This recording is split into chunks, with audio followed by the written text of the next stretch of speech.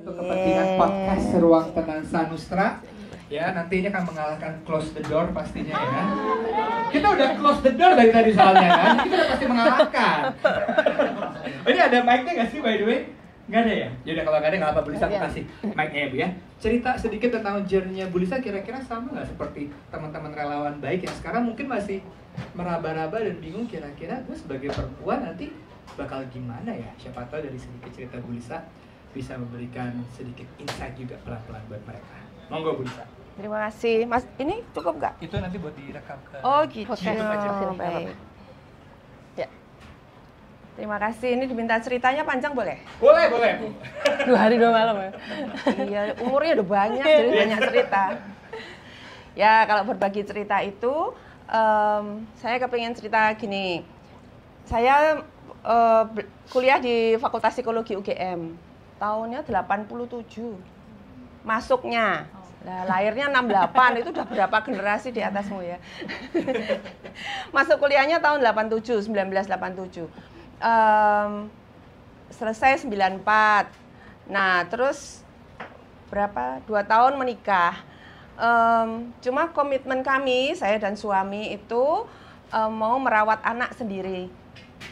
Selagi mereka masih kecil, sampai sekian umur gitu ya, seperti dasarnya kayak tadi. Lalu kalau dasarnya di psikologi, usia 5 tahun pertama tuh usia emas. Ya gurunya itu ya ibunya gitu ya, atau orang tuanya. Karena saya bekerja, suami saya masih studi, ya kami gantian. Saya apresiasi suami saya nggak terganggu harga diri gitu, soal begitu peran bisa ganti-ganti. Tapi komitmennya memang mau mengasuh anak sendiri.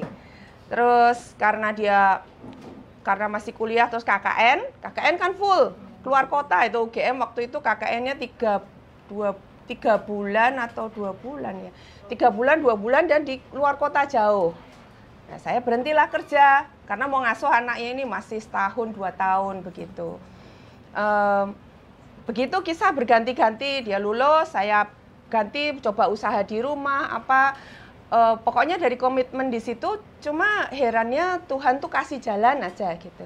Walaupun studi nanti dia selesai, saya dapat kerja lagi, dapat kerja pun jadi pengasuh ibu asrama itu gimana?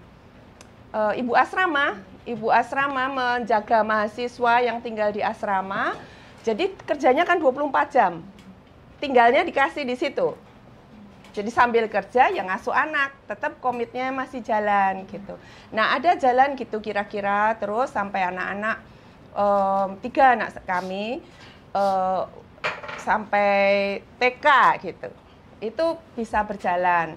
Setelah itu dukung pekerjaan suami. Nah, baru setelah anak-anak besar baru mikirin kerja gitu. Dulu juga belum mikir, aku juga selain bukan karena nggak ada kesempatan, tapi memang kayak belum bisa gitu loh jadi psikolog tuh gimana gitu. Lulus itu biasa ya. Lulus itu memang nggak segitu saja langsung bisa gitu. Terus gimana, ngapain gitu belum ngerti. Nah, perjalanan bayangkan tuh dari lulus 94 sampai mulai berkarya nemu jalurnya ke psikologian itu tahun 2006. Lama kan ya, pencarian diri dan meyakinkan diri untuk bahwa aku mau masuk ke dunia situ. Tadinya ya guru TK, pengasuh di deker, lalu tadi pengasuh mahasiswa gitu, administrasi gitu-gitulah. Tahun 2006 baru mulai psikologi aja rekrut proyek perusahaan, kalau assessment, rekrut gitu aja. Sekitar 3 tahun. Rekrut itu gimana sih kerjaannya? Ngecek hasil tes dan memutuskan rekomendasi atau tidak. Jadi setiap nyawa itu cuma dinilai dengan centang. Centangnya ditaruh di rekomendasi atau tidak gitu. Kalau enggak ya sudah. Kalau rekomendasi bikin catatan lalu dilaporkan ke perusahaan untuk wawancara, lanjutkan prosesnya gitu. 3 tahun kira-kira kayak gitu kok saya menemui tapi sudah jadi makin percaya diri untuk wawancara, untuk mengenali orang dengan cepat, untuk bertanya. Tadinya bingung mau tanya apa ya gitu, ngomongnya apa gitu, kenalan ngobrol cuma 15 menit dan harus sambil keputusan gitu. Tapi lama-lama biasa juga, terus bisa kenali. Nah dari 3 tahun tapi menemukan bahwa ternyata bukan ini gitu, buatku, karena pikirannya mulai ini apa itu kelihatan kalau lihat gambar keluarganya, kisah hidupnya, perjalanannya, lalu kelihatan traumanya. Lah ini ada masalah di sini gitu. Kalau ini bisa diperbaiki, mestinya dia perform lebih baik dan bisa diterima untuk pekerjaan itu. Lah lalu mulai usil kan, kegiatannya bukan cuma centang nih, terus mikirin gimana dia sembuh dari traumanya. Lah itu sudah melenceng, karena waktunya cuma 15-30 menit eksekusi gitu ya. Terus mulai wah kayaknya bukan ini gitu ya. Terus ya ngikuti kata hati itu, saya coba mulai urus izin praktek dan berkembang dengan makin percaya diri gitu untuk konseling, karena sudah nyoba di setiap kali lulusan mahasiswa yang mau cari kerja itu, oh bisa dengan begini dia bisa menemukan dirinya gitu. Dari situ terus ngurus izin praktek, mulai praktek di puskesmas, terus di situ mulai belajar kinesiologi selain psikologi, karena dengan psikologi ternyata kurang alatnya. Bingung gitu, nemui kasus berbagai macam di masyarakat, terus gimana gitu, diajak ngobrol, dia paham, terus apa gitu, bagaimana dia bisa berubah. Terus ketemu kinesiologi, layanan yang saya kembangkan itu psikologi dan kinesiologi, dikombin. Kinesiologi itu ilmu tentang gerakan, tentang tubuh, yang tidak ada di psikologi, tetapi dia holistik. Jadi ketika combine itu jadi alat yang sangat mendukung di proses penyembuhan psikologi. Tahun 12 belajar kinesiologi. Nah, terus mulai ngide karena suami udah kerja, anak-anak sudah mulai mapan. Ngide gimana ya buka praktek gitu. Karena kalau ngantor waktu itu terus ngerjakan proyek di UGM, ngantor terus tuh bosen dan setiap kali berat ninggalkan rumah. Jam 8 teng mesti di sana gitu ya, pulang sore. Nanti kalau mau prakteknya sore. Janjiannya sore gitu. Nah, itu nggak enak. Terus mulai kepengen pulang. Itu anak-anak udah gede dan suami banyak di rumahnya. Tetap komitmen yang ngasuh anak itu tetap gitu, bersyukurnya. Terus mulai bikin satu kamar di rumah dibuat ruang praktek. Ruang tamunya ya ruang tamu kami, kamarnya satu dipakai ruang praktek begitu. Itu mula-mula sekali. Terus gimana nawarkan hari di antara hari-hari ini? Ya cari satu hari aja. Jadi yang lain bebas gitu, belum tentu ya kliennya. Cuma hari Selasa yang ditawarkan buat praktek. Orang minta ya Selasa gitu. Orang minta Selasa, saya prakteknya Selasa aja, yang lain jalan-jalan. Atau ngapain yang lain, masak gitu, bebas supaya waktu nggak ya kayak ibu kan komitmennya di rumah begitu. Gitu dari Selasa, lama-lama Selasa penuh, nggak cukup lagi, buka satu lagi Kamis. Begitulah sampai dengan sekarang. Itu tahun 14 saya mulai buka praktek. Sekarang 24 ya. Ya, 10 tahun. Iya, dan nah kalau soal tentang komitmen di kesehatan mental ini, dulu pikirin ini layanan psikologi kan biasa kami dididik itu 101. Nggak terlalu dilatih untuk komunitas, Pak. Bicara di depan umum gini gemetar. Nggak tahu mau ngomong apa gitu ya. Bingung ya kadang-kadang. Bingung ya. Bu, Pelajarannya konseling tok gitu. Terus kalau konseling gini gimana cara gitu. Susah. Jadi konteksnya selalu 101. Terus kalau satu 101 ini kapan selesainya mengerjakan tugas yang gangguan begini besar gitu. Tapi ketika dijalani tahun demi tahun berjalan satu demi satu ternyata bisa banyak. Ternyata tuh ya bisa gitu. Dulu pikirnya ya seberapa ya, tapi lah dikerjakan seberapa bisa lah gitu. Toh aku siapa gitu, kalaupun siapa yang akan mengenal dan mau percaya gitu ya di antara banyak psikolog di Jogja itu siapa gitu. Tapi ternyata dijalani satu demi satu bisa juga gitu. Sampai sekarang ya sudah ribuan kali ya, sudah ribuan. Kayak kemarin sehari aja 11 gitu. Ya pusing, tapi ya begitu maksudnya, kisahnya dijalani satu-satu sampai banyak gitu ditabung. Tadi ceritanya tentang apa? Oh, mula-mula dari komitmen ngasuh anak sendiri. Dan itu dapat jalan gitu. Tuhan kasih jalan sampai begitu. Sekarang anak saya udah 20 sekian, yang paling kecil berapa tahun? 20 tahun. Tahun 2003. Sudah kuliah gitu. Jadi kami pergi bareng Nah, malah sekarang perkembangannya suamiku bergabung dari dulu di pekerjaannya ditinggalkan, malah bergabung layanan konseling dengan saya.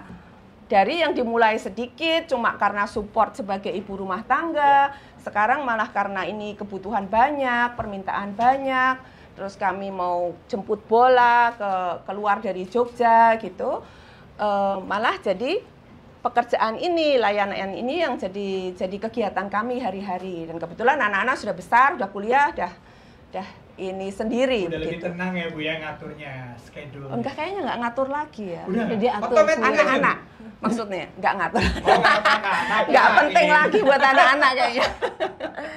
Ya Oke. itu kisah berjalan gitu pelan-pelan. Kalau dibilang 40 baru mulai nggak apa-apa.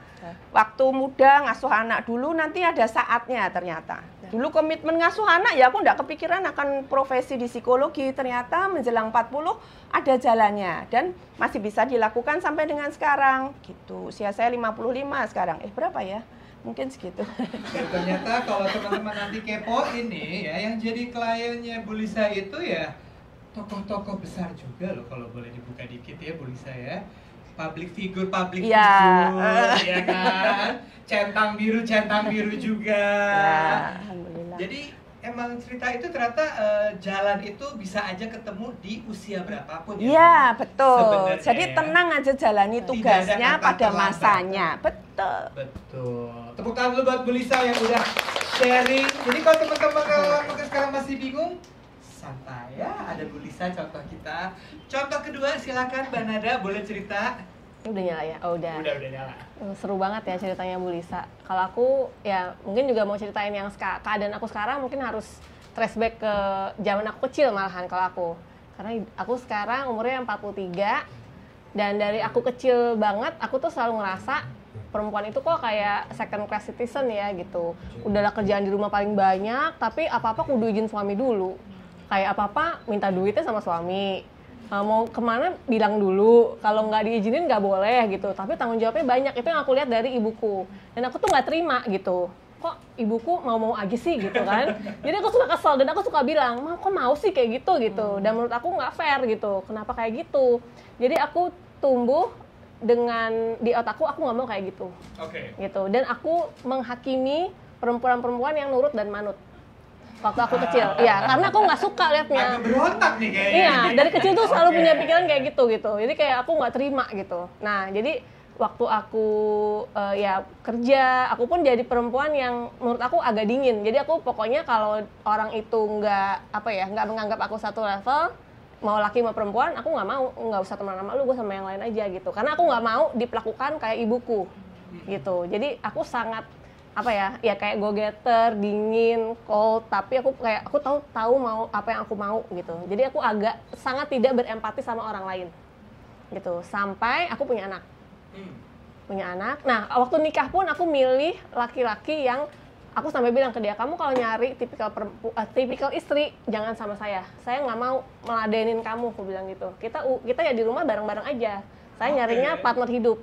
Karena di otakku tuh udah set mind banget, aku nggak mau kayak ibuku gitu. Jadi bener-bener di otakku tuh punya set seperti itu. Habis itu aku punya anak, aku konsul dong ke psikolog tentang anakku. Yang aku ngerasa anakku ini perlu nih dibenerin. Dan ternyata banyak yang perlu dibongkar di aku justru.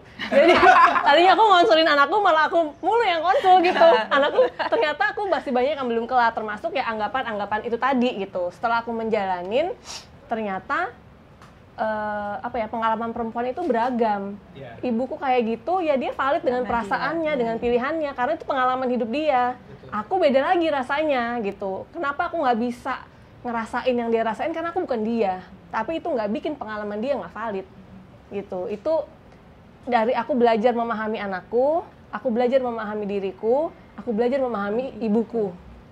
Gitu. Ternyata pengalaman perempuan, rasa perempuan, cerita perempuan tuh banyak. Karena kan dari kecil aku dididiknya perempuan tuh harus gini, gitu kan? Jadi aku nggak mau yang kayak gini, aku maunya keluar dari situ. Aku pikir perempuan yang benar yang ini, yang versiku. Ternyata versinya banyak, gitu. Dan kita tuh selalu berpikir, kalau ada perempuan yang itu salah tuh dia karena nggak sama kayak gue, gitu kan? Atau dia punya pengalaman lain atau pencapaian lain, nggak bener tuh karena nggak kayak aku, gitu. Itu ternyata selama ini aku keliru. Dan itu bikin aku kurang welas asih jadinya hidupnya. Setelah aku berusaha berempati sama anakku, berempati sama diriku, berempati sama ibuku, aku merasakan hatiku mulai dilembutkan. Wah, gitu. luar biasa. Tepuk tangan dulu nih. Pengakuan dosanya luar biasa loh, kalau boleh jujur. Saya sampai speechless mendengarnya. Karena itu ada hubungannya sama yang aku lakukan sekarang. Dulu boro-boro aku peduli sama lingkungan. Ngelihat orang aja yang hidupnya mengalami kemalangan gitu ya. Aku bilang, kalau misalnya orang dia miskin, quote unquote, aku langsung ngejudge, nggak bekerja keras sih gitu.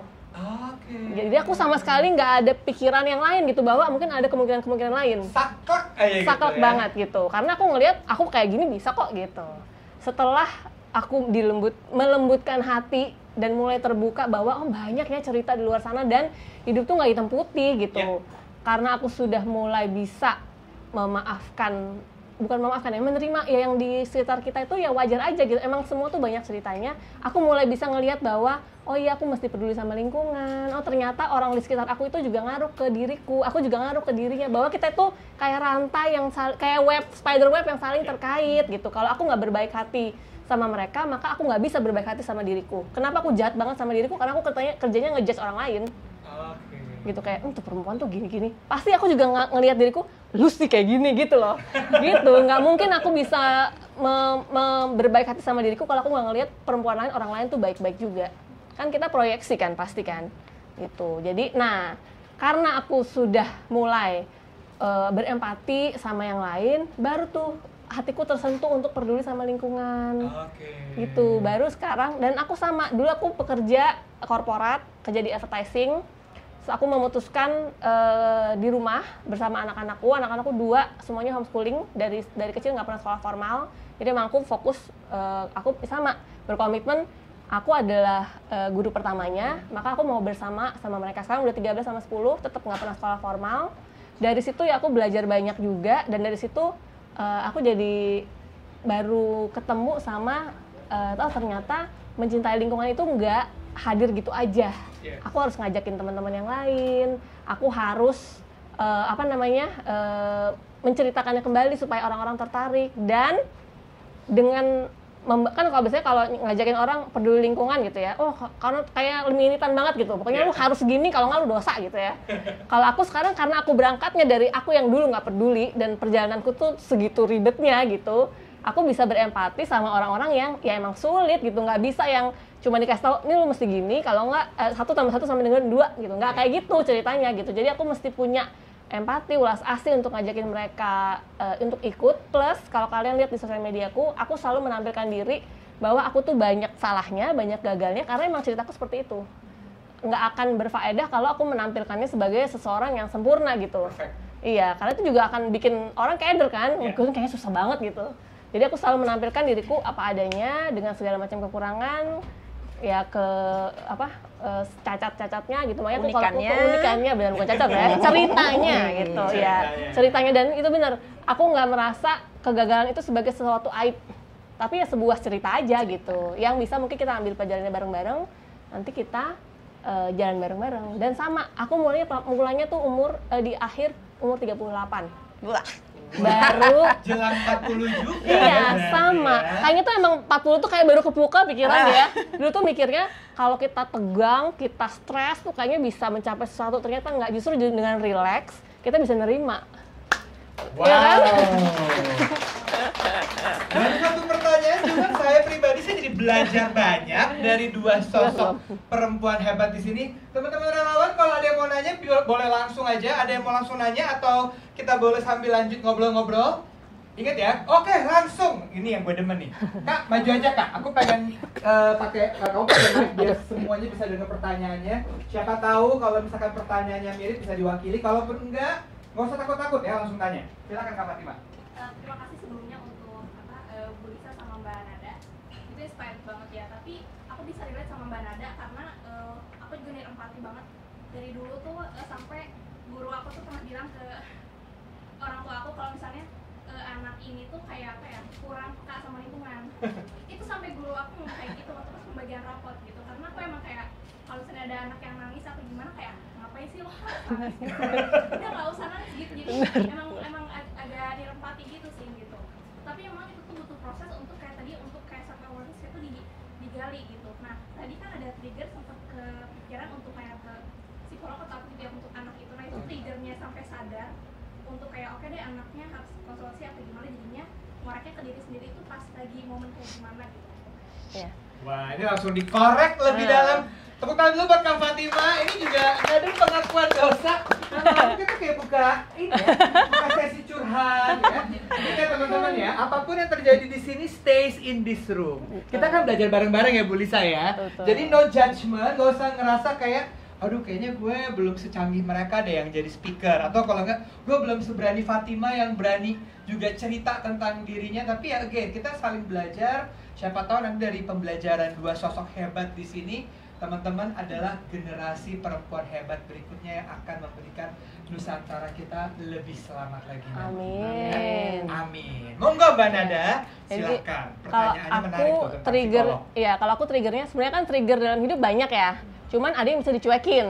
Kayak misalnya, iya kan, kayak di kantor ada orang gini, ya itu trigger. Tapi ya udah sih aku bisa nggak temenan aja sama dia atau satu tim. Yang penting aku pekerjaan selesai beres. Orang tua, aku toh bisa berjarak. Begitu anak, nggak bisa kan? Nggak mungkin dong aku tinggalin orang anakku gitu kan, mau nggak mau.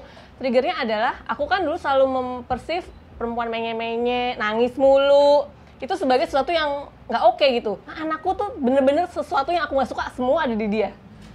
Itunya treatnya emang dikasihnya kayak gitu. Kamu sebelin. Ada di dia. Ada di dia. Tumpah. Kalau kata orang karma Kak. Wah, itu katanya kayak lu belajar lu sekarang lo nggak bisa nih, nggak boleh hair lagi, nggak boleh Yes. ngeles gitu kan. Ya udah. Jadi aku selalu ngerasa ini ada yang salah nih sama dia. Jadi mesti aku konsulkan. Kata psikolognya ya lu yang mesti bongkar gitu. Dia datang buat ngasih aku, kan aku dia korek lukanya ya dia gitu, nggak korek luka aku. Jadi modelnya tuh, aduh itu tuh bener-bener kayaknya semua luka aku dipencetin sama anakku satu-satu gitu kayaknya dari umur 4 bulan. Jadi bener-bener nggak mau. Aku kan orangnya independen gitu ya, apa-apa sendiri. Anakku bikin aku nggak bisa ngapa-ngapain. Dari umur 4 bulan tuh nangis mulu, nangis, nggak mau lepas dari aku. Bener-bener aku berdiri aja dia nangis. Pokoknya bener-bener nggak ada orang lain selain aku yang bisa bukan handle, dia mau. Sehingga aku nggak bisa ngapa-ngapain lagi yang lain. Tapi aku juga pressure kan, sebagai perempuan kan aku harus gini gitu. Jadi Karena aku ada limitation tadi iya, kan, nggak bisa ngapa-ngapain. Indil terus. Sedangkan aku mempersif perempuan tuh harus hebat, harus kuat, nggak bisa lemah gitu kan. Gitu. Terus gimana nih gue gitu. Ini anak gue nih mesti di-train gitu. Makanya aku ke psikolog. Terus di belakang gitu sama psikolognya, ya lu yang mesti bongkar gitu. Masalahnya bukan di anak, tapi di aku. Gitu. Jadi tenang aja, kalau kita ngeles nanti akan dikejar-kejar sama masalahnya sendiri, ya nggak Bu? Jadi Kak Fatima ya, sebenarnya mungkin kalau aku boleh rangkum respon dari Kanada, kadang-kadang kita tujuannya datang ke psikolog, pengen konsultasiin masalah orang, padahal yang bermasalah kita. Bener. Betul.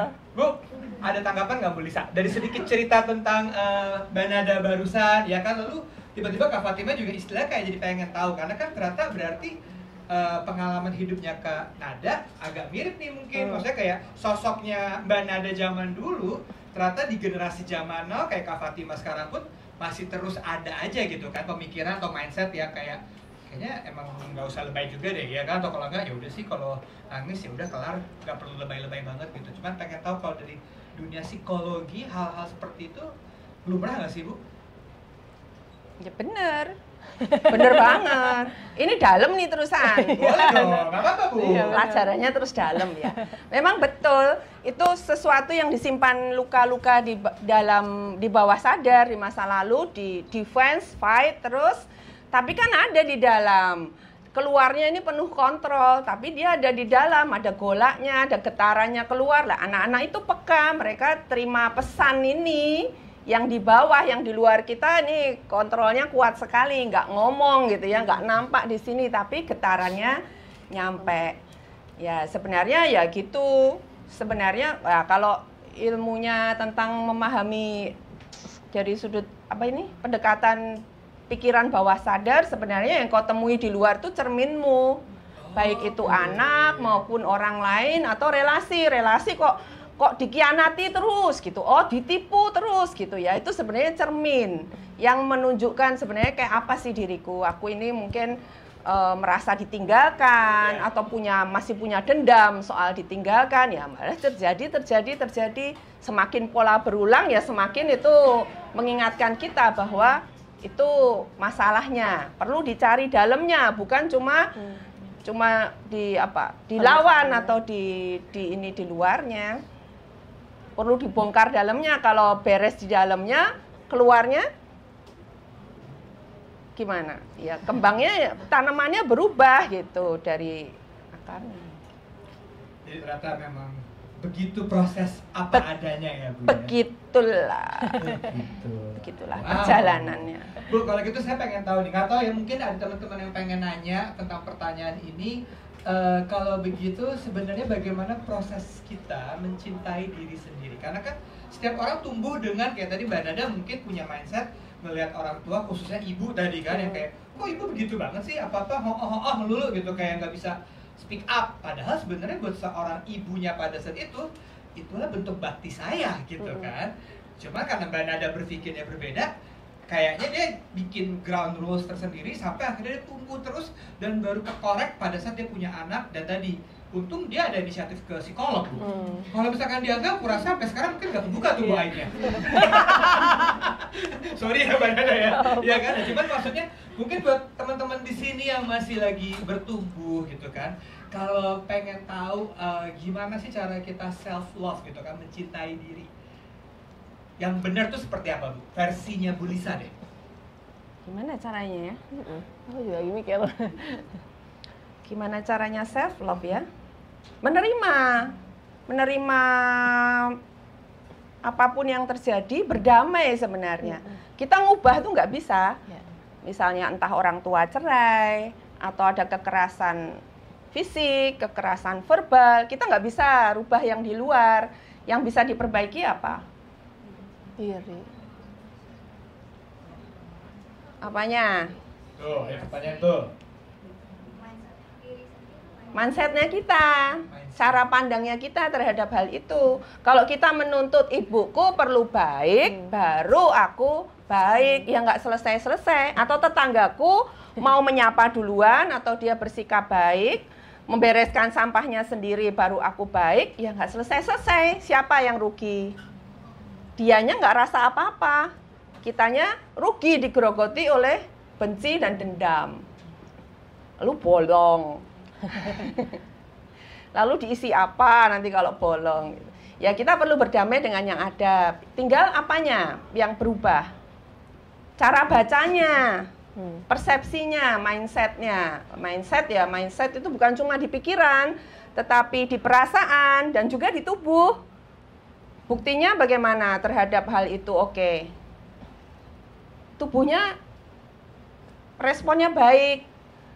Ngomong aku sudah memaafkan.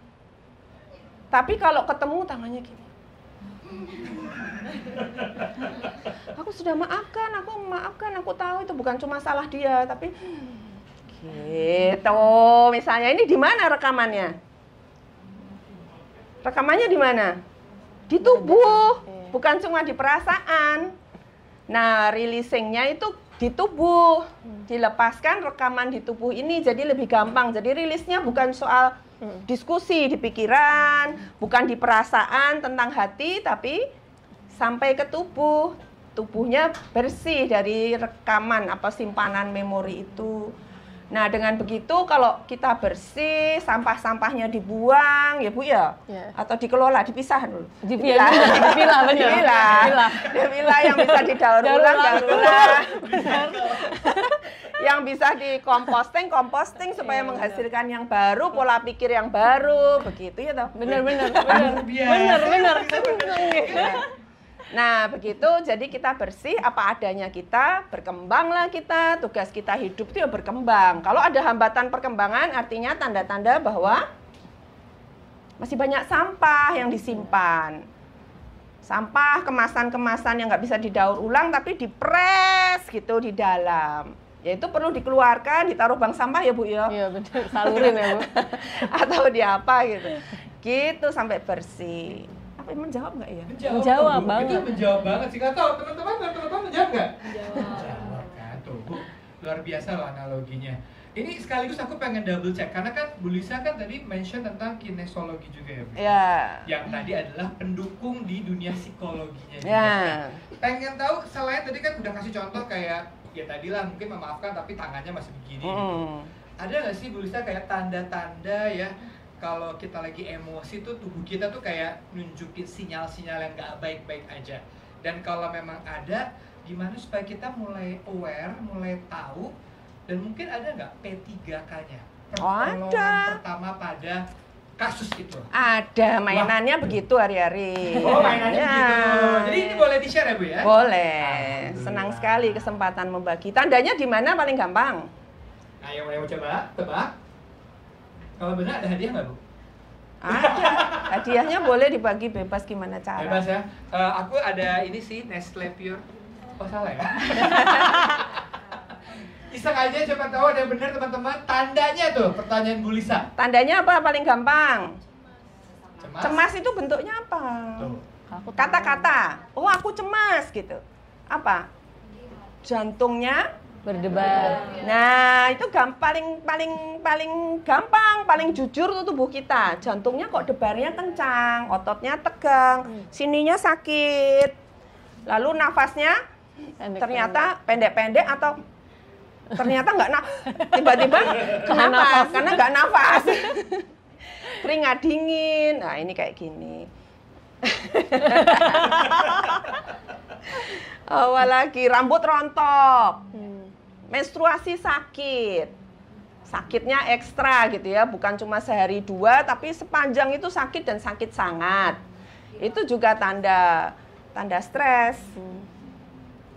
Jadi banyak juga ya Bu ya benar. Iya. Tadi ada yang bilang sakit sampai ke lambung segala. Lambung Iya, sangat, ya. Segar. Itu ada rumusnya. Kalau lambung biasanya emosinya khawatir. Kalau vertigo bisa sih. Ya, vertigo kenapa? Karena kalau stres tuh mengganggu fungsi keseimbangan. Jadi vertigo yang mestinya gini-gini tidak apa-apa, kalau vertigo nih fungsi keseimbangan otak keseimbangannya terganggu fungsinya, sehingga sensi baru begini udah ngek. Nah, itu ukurannya vertigo. Jadi memperbaikinya supaya lebih nggak stres apa? Meningkatkan keseimbangan, memperbaiki fungsi keseimbangan. Bagaimana melatih keseimbangan? Nggak usah seteoritis itu, sangat praktis bagaimana meningkatkan keseimbangan. Yang duniawi saja, ya latihan yang keseimbangan. Berdiri kaki satu, engkleng, berjalan di garis, berjalan berputar-putar, atau tidur berguling-guling. Itu juga memperbaiki fungsi keseimbangan. Mula-mula pusing, kalau kita guling-guling terus, makin nggak apa-apa, artinya Lebih baik. keseimbangannya lebih baik. Kalau keseimbangannya lebih baik, hasilnya toleransi stresnya meningkat. Ya, sebenarnya stres itu bukan salahnya stresnya. Oh, itu bikin stres ya. Ada orang yang stres, ada yang orang enggak. Ya kan? Putus cinta ada yang stres sampai guling-guling. Ada yang bunuh diri, ada yang nggak apa-apa. Artinya bukan masalahnya, tapi cara bacanya kita menanggapi. Lalu ditentukan oleh apa? Toleransi terhadap stresnya. Kalau toleransinya rendah, sedikit aja bikin stres ya.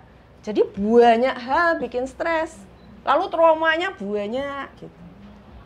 Bagaimana caranya memperbaiki keseimbangan tubuh? Ya, ditingkatkan. Caranya apa aja? Anda bisa meditasi, Anda bisa belajar koprol, mau main apa aja, yoga, apa saja buat memperbaiki keseimbangan. Kalau orang kasih tips nih memperbaiki keseimbangan, nah itu lakukan.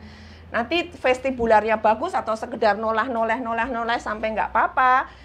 Tingkat keseimbangannya Anda bagus, ya Anda tahan. Masalah kecil-kecil nggak apa-apa gitu. Jadi sebenarnya tergantung bacaannya, bukan masalahnya di sana. Nah, itu kuncinya kesehatan mental, sayang. Jadi, masalah itu terhadap masalah kita bisa memperbaiki diri. Mau kayak apapun orang tua dulu, ya kita ini ditentukan kita, bagaimana kita baca. Nah, di situ tempatnya belajar mengolah. Ya. Nggak bisa, terus bukan berarti aku harus bisa sendiri, ya enggak juga, mungkin perlu pertolongan, tetapi kuncinya itu berubah cara pandang. Ada banyak caranya untuk bisa seperti itu, artinya ada harapan gitu maksudku. Bisa dipelajari ya? Iya, oh iya bisa dipelajari, sama menghadapi masalah itu kita itu bisa gitu, masalah apapun itu cuma tantangan. Beda tantangannya orang, ada yang tantangannya kecil, ada yang tantangannya besar. Kalau ngomong teman-teman kawan puan, Relawan baik, Bu. relawan baik yang puan tadi? Kawan-kawan. Kawan puan, yaitu menemani teman-teman yang mengalami kekerasan seksual. Apa terus masa depannya hilang? Nggak punya harapan? Enggak, mereka tetap tantangan hidupnya memang berat, tapi mereka perlu bisa survive dan lewati itu. Bisa nggak? Bisa. Itu tantangannya teman-teman untuk bisa mendampingi. Nah, kita perlu optimis juga bahwa bisa, nah, tinggal belajar caranya. Wow, keren banget. Tepuk tangan sekali lagi buat Ibu Lisa. Bu Lisa, aku minta tolong sebentar lagi mungkin sambil dipikirin ya, kan dengan situasi ruangan yang seperti ini, kira-kira ada nggak sih gerakan kinesiologi yang nanti bisa diajarin ke Oh, teman-teman? prakteknya di luar nggak apa-apa. Udah selesai. Sudah Udah selesai ujiannya. Oke, berarti nanti kita bisa praktek di luar. Tapi Boleh. mungkin sebelum kita keluar, aku punya Iya. pertanyaan dulu buat Mbak Nada ya. Silakan. Mbak Nada, tadi kan udah melakukan sedikit pengakuan dosa. Yang sekali lagi aku salut banget. Kenapa? Karena jujur, ini saya akan bicara jujur ya teman-teman ya, teman-teman relawan baik. Karena kan kalian kebanyakan mungkin berpikir, ih berani banget. Tadi Kanada kan bilang disclaimer-nya bahkan sebelum menikah sama suami udah bilang pokoknya gue mau cari partner hidup, lo jangan berharap dilayani. Untuk informasi aja, istri saya juga ngomong kayak gitu loh. Oke, dan saya tetap menikahi dia. Kenapa? Karena itu yang tadi saya bilang, nggak usah takut. Justru saya percaya di luar sana, artinya gini loh, kalau ada orang yang berani speak up their mind, ya apapun yang di pikiran mereka, mereka adalah orang yang punya sikap. Mereka adalah orang yang punya value, dan itu yang mahal. Tinggal bagaimana kayak tadi Bu Lisa bilang, menyampaikannya. Karena kalau menyampaikannya dengan cara childish, aku nggak mau bang, aku bangun-bangun nyiapin kamu sarapan, nggak mau. Ya itu juga gue males ya, kayak juga nggak pengen nikahin anak kecil. Iya kan? Tapi kalau ngomongnya dengan cara yang dewasa gitu, justru ya sampai sekarang pun kami akhirnya memang kayak Mbak Nada juga mungkin ya benar-benar membesarkan berdua. Cuman ya sekarang aku malah penasaran dan pengen tahu nih, karena kan tadi Mbak Nada bilang sempat pengen konsul merubah anaknya, ya kan? Terus tiba-tiba divonis, ini pakai bahasa divonis lagi ya, sama psikolognya, problemnya di elo, ya kan? Itu kan jujur buat kita yang udah punya tadi value sendiri, mindset, enggak, aku nggak ngerasa gue punya problem. Tapi begitu akhirnya Mbak Nada berusaha untuk legowo mungkin, seiring berjalannya waktu mengikuti proses, lalu menemukan pencerahan gitu kan, gimana sih Kak bisa meleburkan perasaan itu dan akhirnya bikin itu menjadi penguat diri bahwa ya oke, at the end of the day memang sebenarnya kayaknya bisa jadi saya belum berdamai dengan luka batin yang dulu, ya kayak tadi Bu Lisa bilang. Iya. Jadi aku juga kebetulan, aku tuh orangnya feeling-feelingan juga. Udah sebelum ketemu yang psikolog yang ini, aku udah nyoba beberapa kali ketemu sama parenting expert kali ya, Yes. ngomongnya ya. Tapi somehow nggak atek gitu di aku. Jadi udah nyoba ini nggak cocok, kayak ini kayak nggak membuka hatiku. Sevisi, Iya. sefrekuensi. Aku juga nggak tahu apa yang aku mau, tapi aku tahu kayaknya nggak cocok deh ini gitu. Yeah. Kayak gitu tuh feeling, jadi trust your gut juga gitu teman-teman. Kalau kita nyari sesuatu kan gitu. Nah kebetulan sama yang orang psikolog ini ngomongnya tuh belak-belakan banget, tapi aku tuh orangnya sangat rasional. Jadi dia tuh ngomongnya nggak bener-bener urut banget dan buat aku itu make sense gitu. Jadi ngomongnya tuh adalah ya anak kamu kan baru lahir. Ya. Emang bebannya itu ada di kamu. Masa anak yang baru lahir dimintain pengertian kan nggak mungkin gitu kan? Gitu. Terus ngomongin soal orang tua dan aku dan anak, ada satu kata yang buat aku juga sangat kena. Dia bilang, kita semua walaupun orang tua kamu udah tua, kita semua baru pertama kali jadi manusia di dunia ini. Gitu. Jadi ya semua orang punya pengalaman masing-masing dan kegagalannya dia, kesalahannya dia, keberhasilannya dia, yaitu milik dia. Begitu juga aku, begitu juga anakku. Jadi kalau ada apa-apa yang diperbaiki bukan orang lain, tapi kita. Itu. Kata kuncinya itu aku langsung kayak kalau di film-film tuh kayak wah gitu. Cuy gitu. Jadi waktu nyari pertolongan itu juga carilah yang cocok dengan kalian. Jangan maksain kalau orang bilang oh ini oke nih, tapi kalau kalian ngobrol, kalian baca kok kayaknya nggak connect ya nggak usah diterusin. Cari lagi, kan banyak guru di luar sana. Kita berguru ke banyak orang. Luar biasa. Hari ini kita lagi berguru dengan dua orang hebat. Tepuk tangan dulu buat Mbak Nada dan juga Mbak Lisa. Ada yang mau nanya teman-teman sebelum kita sebentar lagi akan keluar kembali untuk melakukan praktek kinesiologi? Mumpung, oh iya maaf ya Kak, kamu di pojok sih. Kak Nurul, apakah kamu istriku yang dari ngumpet? Istriku namanya Nurul, bener nggak Linda? Silakan Kak Linda. Kak Nurul, sorry. No.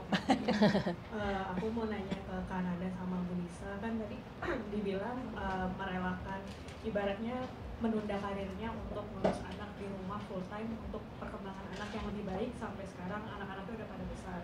Nah aku curhat sedikit, aku nggak tinggal sama orang tuaku tapi tinggal sama kakek nenek sampai SMA, kuliah baru tinggal sama orang tua karena dulu kakek nenek nganggapnya orang tua belum siap punya anak dua.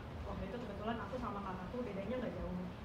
Nah kakek nenekku memenuhi kebutuhanku dengan baik, tapi aku ngerasa kurang dekat sama orang tua. Nah aku ingin nanya sih sama Budi sama Kanada, kan sebenarnya fokus ke anak tuh sampai segitunya, bahkan sampai menunda karir segala macam. Tapi untuk aku yang telanjur tidak dekat dengan orang tua, apakah kelak bisa jadi ibu yang bisa membesarkan anak-anaknya dengan baik nggak sih? Terima kasih. Terima kasih banyak Kak Nurul juga buat sharingnya. Thank you ya. Silakan, siapa dulu? Aku, ya. Mbak Nada udah pegang mic, siapa Nada? Dikasih duluan soalnya. Nah, jadi kalau aku boleh share, kenapa aku memutuskan untuk diam di rumah dan meninggalkan karirku? Karena aku nggak dekat sama keluargaku. Walaupun kita satu rumah, tapi nggak ada ikatan batin. Jadi jauh dekat itu nggak ada hubungannya sama physical distance. Kita bisa sebelahan, tapi nggak ada bonding sama sekali. Jadi aku tuh inget banget waktu aku masih kecil, aku tuh sampai ngomong gini, udah Nada, kamu di dunia ini sendirian. You have to take care of yourself. Itu aku masih SD. Aku masih ingat banget ya. Karena orang tua aku sibuk berantem, jadi aku nggak ada yang ngurus gitu. Aku kalau minta perhatian malah dimarahin. Jadi aku selalu bilang gitu. Makanya aku berjanji, waktu aku punya anak, aku nggak akan ninggalin anakku. Nangis. Aku nggak akan ninggalin anakku. Makanya aku waktu anakku lahir, aku bilang sama suamiku, kayaknya aku mau berhenti kerja deh gitu. Karena ya aku cerita ke dia, karena aku punya feeling kayak gini-gini dan aku nggak pengen itu terjadi sama anak. Kita nggak ada contoh, tapi kita kan yang di belakang nggak bisa kita apa-apain lagi. Yang kita bisa lakukan adalah yang ada di depan. Aku memang nggak ada contoh, tapi aku ada contoh yang enggaknya. Jadi aku tahu aku nggak mau yang kayak gitu. Yang idealnya ya aku cari-cari sambil pelan-pelan bersama anakku. Aku tuh selalu berusaha jujur sama diriku, karena buat aku ternyata lebih baik itu kita jujur sama semuanya gitu. Jadi aku kesulitan, aku nangis, aku mengalami segala macam, aku selalu tampilkan apa adanya ke anakku. Aku nggak pernah berusaha sok kuat, karena buat aku ya aku mengalami pengalaman jadi ibu, jadi manusia apa adanya. Karena aku ngelihat orang tuaku tuh berusaha menutupi, karena kan zaman dulu mungkin ya orang tua tuh harus kuat, harus hebat gitu kan. Aku nggak ngeliat itu ada faedahnya, karena aku bisa ngelihat dari screennya mereka itu tetap transparan gitu. Walaupun mereka berusaha nutup seberapa besar ya, aku tetap bisa merasakan. Maka aku tidak mau seperti itu ke anak-anak. Jadi ya tadi yang aku bilang, tidak ada kata terlambat karena kita belum meninggal. Dan kita nggak bisa lakuin apapun yang udah terjadi ya terjadi, tapi kita bisa tetap perbaikan. Semangat. Nah lucunya gini, kalau ini kan begini tadi ya, hasilnya sama, tapi orang tuaku, bapakku kerja, ibuku itu di rumah terus, jahit, dia bekerja, bantuin, maksudnya berkarya, jadi penjahit, yang menjahitnya di rumah. Dan saya merasakan kedekatan, saya merasakan manfaatnya. Oh gini rasanya kalau orang tua ada dekat. Masak sendiri, sehari-hari bekerja tapi ya di rumah gitu. Pulang sekolah juga ada. Ya begitu. Halnya beda, tapi hasilnya sama. Jadi siapa yang menentukan? Kita. Dirimu sendiri. Tinggal bacaannya begini, aku mau begini atau begitu. Enggak selalu kita ditentukan oleh Pengalaman kita ya. Iya, orang tua atau orang tua aku begitu. Enggak, bukan itu masalahnya. Terima kasih. Wow, luar biasa. Ini benar ilmunya mahal ini loh. Aku kasih kesempatan lagi buat teman-teman relawan baik. Wah, langsung banyak. Silakan Kak Debbie. Halo teman-teman Bu Lisa, Mbak Nada, terima kasih kesempatannya. Tadi kan kita sempat mention soal self love juga ya Bu Lisa, Mbak Nada. Aku sendiri ngerasa tantangan di diri aku, tantangan di diri aku tuh yang paling susah itu kayak let go. Aku ngerasa aku nggak bisa benar-benar mencintai diri aku kalau misalnya aku nggak let go kan. Itu gimana ya Mbak Nada sama Bu Lisa, mungkin tipsnya? Makasih. Jadi kita mau latihan sekarang. Nanti habis ini jam dulu aja. Oh, Biar nanti siapa tahu ada yang punya pengalaman sama, ya kan? Oke, soalnya Bisa jawabannya tidak mendapatkan perlu teoritis. Habis ini praktek, Bu. Oke. Bu Lisa udah Oh gitu, aku aja yang kali yang agak teoritis ya. Kalau Ibu Lisa kan prakteknya Ya. gitu. Kalau aku dulu ya teori-teori dulu gimana cara aku bisa melepaskan. Kalau aku dulu diajarinnya sadari pilihanku apa. Kayak aku dulu punya kemarahan yang begitu besar sama orang tuaku. Dan orang tuaku kan deket sama aku kan. Dulu aku menuntut mereka minta maaf. Gitu. Tapi kan nggak mungkin. Berarti aku harus melepaskan, harus bisa resolve dengan diriku sendiri. Pilihanku mereka minta maaf tuh nggak ada. Jadi aku nggak boleh, aku dikasihnya kalau sebenarnya semua penderitaan kita datang dari ketika kita serakah. Ini ada pilihan yang bukan pilihan kita, tapi kita pengen kejadian. Orang tuaku nggak akan keluar dari mulut mereka minta maaf, karena buat mereka yang mereka melakukan yang terbaik yang mereka bisa lakukan, versi mereka gitu. Jadi yang aku bisa lakukan adalah aku menerima kejadian itu sebagai bagian dari ceritaku. Bukan berarti itu baik-baik saja. Yang mereka lakukan tuh bukan berarti itu oke, tapi aku nggak bisa ngerubah yang ada di belakang. Yang aku bisa lakukan jalan ke depan, karena ini pemberat. Kan kayak pemberat ya, semua yang kita nggak bisa let go, itu bikin pelan jalanku, bikin susah langkahku, bikin aku nggak bisa ngelihat keberkahan yang ada di depan sana. Karena sibuk ngelihat gondelan yang di belakang sini, yang rugi siapa? Aku. Gitu. Jadi sebenarnya letting go itu lebih banyak manfaatnya buat diri kita sebenarnya. Itu yang sebenarnya perlu diulang-ulang ya Bu ya, dilatih di kepala. Kamanya kan kita suka nge-gym nih, olahraga tubuh, tapi olah pikiran itu juga penting. Nanti makin lama makin kuat. Jadi kalau makin mulai macem-macem ya harus self talk ke diri sendiri, bahwa ya melihat manfaatnya apa nih kalau aku let go. Opsi ini, orang ini minta maaf, mungkin nggak pilihannya. Kalau nggak ada kan berarti itu bukan pilihan. Kita berusaha jadi Tuhan quote unquote, bikin yang nggak ada jadi ada, dan itu bukan kuasa kita. Gitu. Keren banget. Luar biasa, Bu Lisa mau nambahin secara teori sebelum nanti praktek mungkin? Ada tambahan atau I don't know, feel free kalau mau. Ya, self love itu setidaknya memeluk diri. Memeluk, sungguh-sungguh memeluk. Coba peluk, rasakan yang tadi, yang nggak enak tadi, sekarang peluk. Siapa yang bisa diharapkan meluk kamu? Nomor satu ya dirimu sendiri. Mari peluk. Peluk begini, lalu tepuk kanan dan kiri bergantian. Kanan dan kiri bergantian pelan. Gantian pelan. Kenapa? Karena itu menyentuh otak kanan dan kiri, gantian. Ketika dia disentuh gantian, otaknya jadi sadar, oh iya, kitanya jadi sadar, iya aku punya otak besar.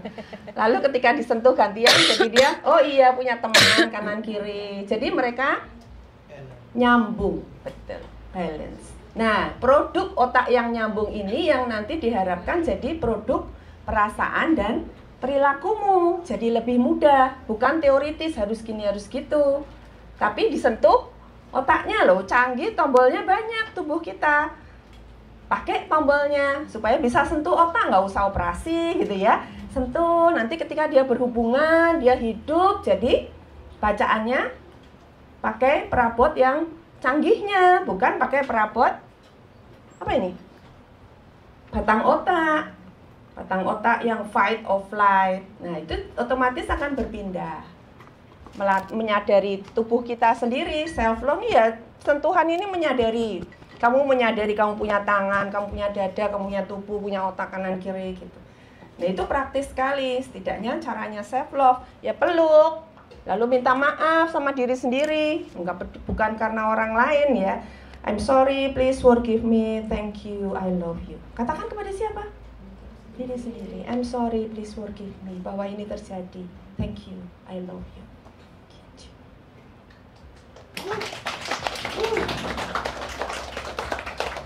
Closing statement yang menarik ya. Aku jujur speechless kalau mendengar semua apa yang disampaikan oleh Mbak Nada, Bu Lisa, dan juga bahkan pertanyaan dari teman-teman relawan baik yang sungguh luar biasa. Karena aku yakin mungkin kalau yang tadi nggak bertanya juga jadi bisa belajar ya dari pertanyaan teman-teman yang tadi sudah mewakili. Oke. Paling sebagai conclusion dari aku tambahan sedikit, memang benar tadi Mbak Nada bilang sama kayak olahraga. Kadang-kadang kita kalau manusia itu fokusnya cuma ke fisik melulu, olahraga, padahal ada juga yang harus kita olah rasa.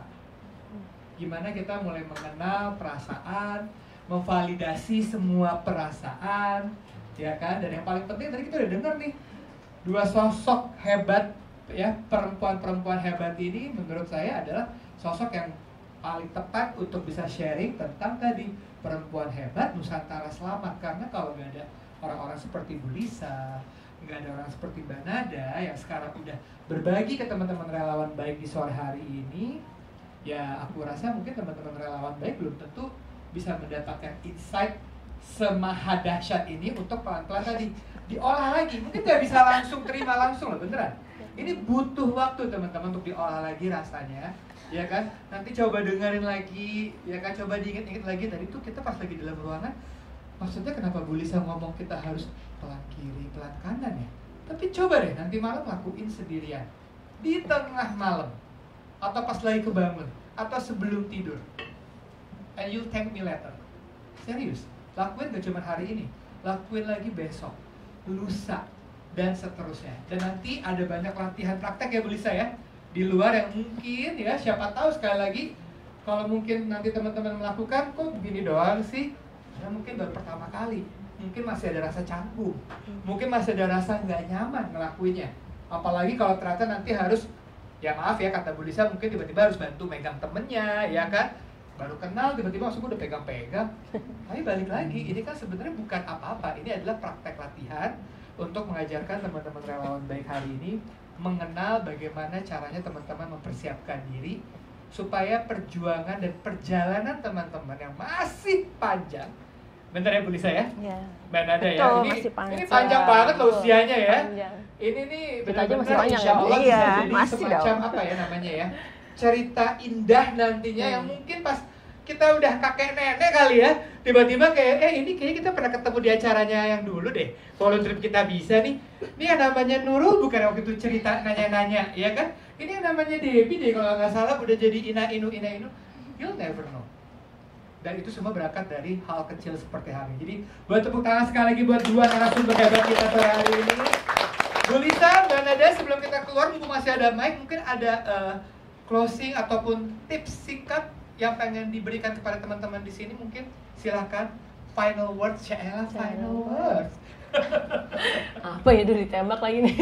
Kalau aku sih ya intinya selalu jujur sama perasaan, nggak perlu dikuat-kuatin. Kalau lagi nggak kuat bilang aja nggak kuat. Karena kalau kita mendinai segala macam perusahaan tuh dia bakal ngejar-ngejar kita gitu. Jadi dirasain aja. Jadi kuat itu nggak lantas kita harus kuat terus menerus. Emang namanya hidup naik turun. Jadi ya pengalaman kita juga beda-beda. Kalau ngelihat cerita orang lebih sulit gitu, lebih sulit jangan jadiin ajang bersyukur. Iya kan? Kalian suka gitu kan lihat orang sulit, wah syukur gue nggak kayak gitu. Karena cerita kamu juga pasti susah buat kamu sendiri gitu. Itu semua orang tuh ceritanya unik gitu. Jadi kita semua tuh ceritanya beragam. Kita juga semuanya jadi manusia pertama kali di dunia ini. Jadi penuh empati, penuh welas asih. Kita lembutkan diri supaya kita bisa menerima keberkahan yang ada di sekitar kita. Amin. Bu Lisa silakan. Melanjutkan ini, yang ini bagus, setuju. Dan selalu ada harapan di depan, ada caranya. Karena apa? Tubuh kita canggih, alam kita kaya, Nusantara kita kuat, banyak perempuan sehat dan kuat, itu jadi support. Selalu ada harapan. Kalau masih susah berarti Anda belum temu aja caranya. Cari lagi caranya, pasti ada. Tepuk tangan sekali lagi buat Ibu Lisa dan juga Mbak Nada. Oke, teman-teman, kita akan menyudahi dulu sesi talk show-nya ya.